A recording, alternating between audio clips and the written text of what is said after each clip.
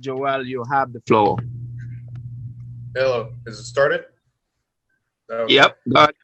Okay. First off, let me apologize if you hear the music in the background. I'm Dominican and I live in the Bronx, so there's always music out there. But hello, everyone. I want to say I'm happy to see everyone returning, new and returning delegates to join us today. Allow me to briefly introduce myself. My name is Joel. I'm an economics major at Baruch College. Starting almost 2 years ago, I've been attending USS meetings, learning about the various depths of problems that each individual campus faces. I remember I was struck not only by the commonality that I saw in the issues and all the campus faced together, but also the fraternity and energy that all the delegates had facing these problems head on with real solutions, fighting real problems. I hope to share this same energy and fraternity with you all in the coming term. If it was after my time in those meetings, I was inspired to seek to be a part of USS as a delegate from Baruch College.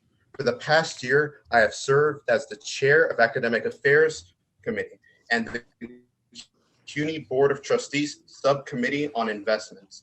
In these roles, I worked on many resolutions and policy evaluations relating to the academic concerns of students in response to the rapidly changing academic landscape caused by the COVID-19 pandemic. And this work continues. Soon, I'll be putting forth a resolution to the plenary to support the continuation of the credit no credit policy on the campuses that make the respective request to CUNY. So if your CUNY provost, if your CUNY faculty on your campus want credit no credit policy and the students want credit no credit policy, then CUNY should approve that. It's the wishes of those campuses. And it's these kind of meaningful policies that help all the students face the problems that they continue to face since they first implemented policies like this in last semester. I am running on three integral principles, those being integrity, intuition, and communication. The University Student Senate will suffer without the implementation of these values into our operations. These are the qualities that will be felt by some of the most vulnerable students among us. It's these values I keep in mind when I work to formulate the policy that best helps us as students. In the coming term, there will be many challenges we face. The fiscal economic conditions of our institutions, the personal economies of students in crisis. It's my top priority to work with CUNY to negate the consequences of the economic fallout falling on top of the students that we represent. The consequences of the pandemic have not yet ended, and we must prepare to continue to face them.